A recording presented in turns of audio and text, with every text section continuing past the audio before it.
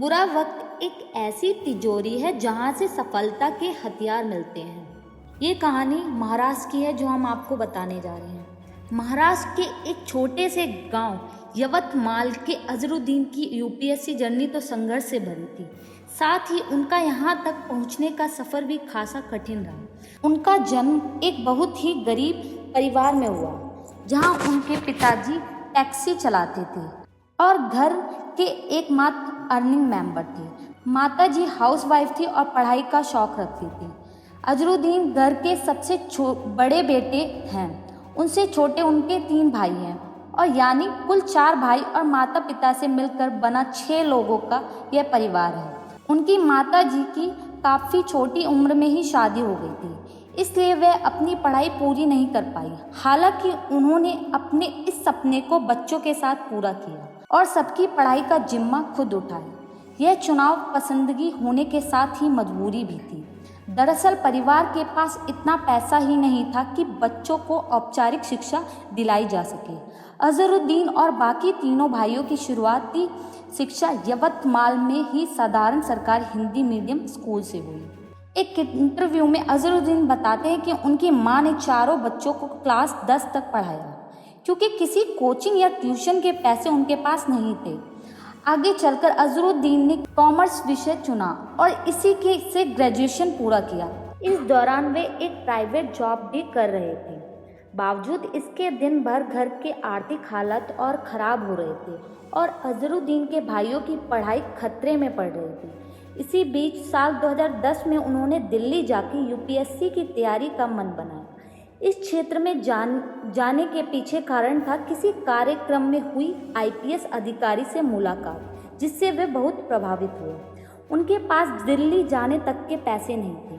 वे जैसे तैसे टिकट लेकर खड़े ट्रेन का सफ़र करते दिल्ली पहुंचे और वहां की एक फ्री कोचिंग का फॉर्म भरा, जो यूपी एस्पिरेंट्स को मुफ्त में तैयारी करवाती थी। यहाँ उनका सिलेक्शन हो गया और उन्होंने यूपीएससी परीक्षा का पहला अटेम्प्ट दिया। अजरुद्दीन ने साल 2010 और 2011 में 2 अटेम्प्ट दिए, पर दोनों में असफल हुए। यह दौर उनके लिए भयंकर आर्थिक संकट का भी था। हताश अजरुद्दीन ने सोचा कि शायद वे इस क्षेत्र के लिए नहीं बने। भाइयों की पढ़ाई भी रुक रही थी और उस समय के हालात देखते हुए उन्होंने कोई और नौकरी करने की योजना बनाई।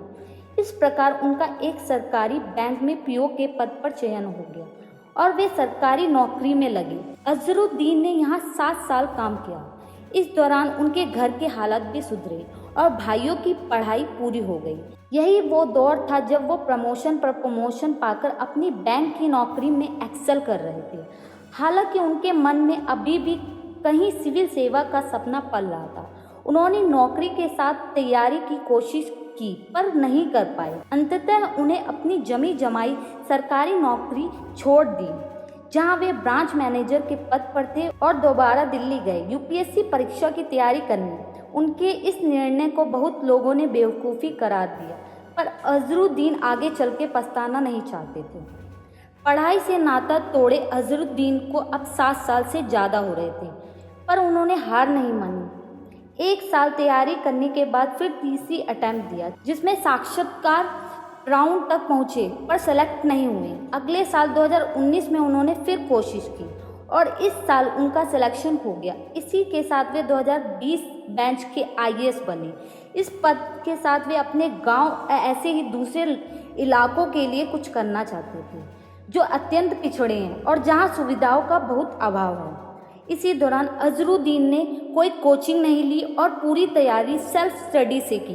बीच बीच में वह निराश हुए और वे ये ख्याल भी आया कि कहीं गलत निर्णय तो नहीं हो गया, पर उन्होंने बार बार खुद को संभाला और सही दिशा में प्रयास करते रहे। अजरुद्दीन दूसरे कैंडिडेट्स को यही सलाह देते हैं कि अपने बैकग्राउंड या आर्थिक स्थिति वगैरह को देखकर कभी पीछे हटने की ज़रूरत नहीं है। अगर आपके इरादे मजबूत हैं तो ये कभी आपकी सफलता में रोड़ा नहीं बन सकते। कड़ी मेहनत, निरंतरता और धैर्य से एक एवरेज स्टूडेंट भी यह परीक्षा पास कर सकता है। अजरुद्दीन कहते हैं कि बैंक की नौकरी के दौरान जब यूपीएससी का रिजल्ट आता है तो उनके दोस्त सिलेक्ट हो जाते हैं, तो वे सोचते हैं कि उनकी जिंदगी उन्हें प्रयास करने का भी मौका नहीं दे रही है। लेकिन एक समय आया जब उन्होंने रिस्क लिया और आगे बढ़े।